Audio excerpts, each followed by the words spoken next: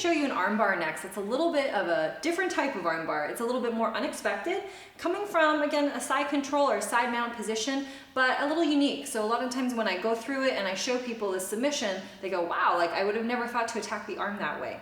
So Stephan's gonna go ahead and lie down on his back. And we went through this whole top position flow drill, right? Because I wanna be able to maintain control of my partner when I'm on top. Once I get here, I'm looking to actually come to scarf hold. So I lay back, I have this arm wrapped around my waist nicely. Now when I get here, I want to think about playing with this arm. Stephan, of course, is thinking I can't leave anything exposed, I want to keep everything in tight. I'm just going to reach back with my outside arm and grab his wrist. Because I'm smaller, I can't just force open his arm, right? So all I'm going to do is shift my hips back. When I shift my hips back, it's enough for me to just plant his arm on the ground and use my legs to open it up just a tiny bit. It's a really subtle gesture, but it can help control somebody that's much stronger than you. The next thing I'm gonna do is, again, his arm still might be stronger than me here. So I'm just looking to push it open tiny bit, and I'm gonna look at my outside leg, and I'm looking to bring that through, and I'm gonna step on his wrist. Once I step on his wrist and Stephan gives me a bit of tension, that's fine. My leg is probably gonna be a little bit stronger, at least, than his bicep, right? So I've stepped on his wrist and I've got my knee wedged in right behind his arm, okay? So now what I'm gonna look to do next is pull my knee through. As I pull my knee through, I'm gonna kick my heel all the way out towards his head.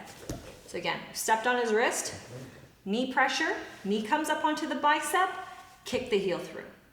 Now, at this point, Stephan's probably gonna start wondering what is going on, and he's gonna wanna curl this arm back in. That's fine. At this point, I can let him go. So I'm gonna drop the foot, his arm curls back in, and I'm gonna go for the elbow, and I pick it up. When I pick the elbow up, I'm looking to bring my knees together. And what that does is it actually creates a bit of a locking motion so that Stephan can't drop his elbow to the ground. Feels awkward, right? Yeah, it feels like it's trapped, and my elbow's resting on this thigh. It can't go through your thigh to the ground. Now, a lot of times when you're applying this, your partner on the bottom is just thinking, man, this is a pretty bad position for me to be in because I feel like I'm getting controlled here, right? But because most people haven't had an armbar set on from this position, they're not expecting it to show up. What I'm gonna do now is where it's sort of like a little unexpected, right? So I'm here, I've got my knees pinched together, and I'm looking for my partner's motion and their response. So Stephan's feeling uncomfortable, he's trying to pull his elbow in, or he's maybe looking to sit up a little bit, and that's fine. He's gonna sit up, and then he's gonna relax his muscles for a time being, because he's gonna shoot back up again in a second. And right before he does that is when I wanna turn, okay? So as you can see, I'm facing towards his head right now. I'm gonna look to turn my body, and as I do that, I'm gonna kick my leg over his head, and I'm gonna throw both and try and drop my heels. As I do that, I still have his arm trapped. I'm gonna lay back, and we have an armbar. This too can be thrown on really, really quickly when you pivot your hips and get into that motion, so just be really careful with your partner's arm. We'll take it from the top. I'm in side control and I'm looking for the scarf. I switch out. I have my partner's arm around my waist, and again, he's stronger than me, so I can't necessarily strong arm him, right?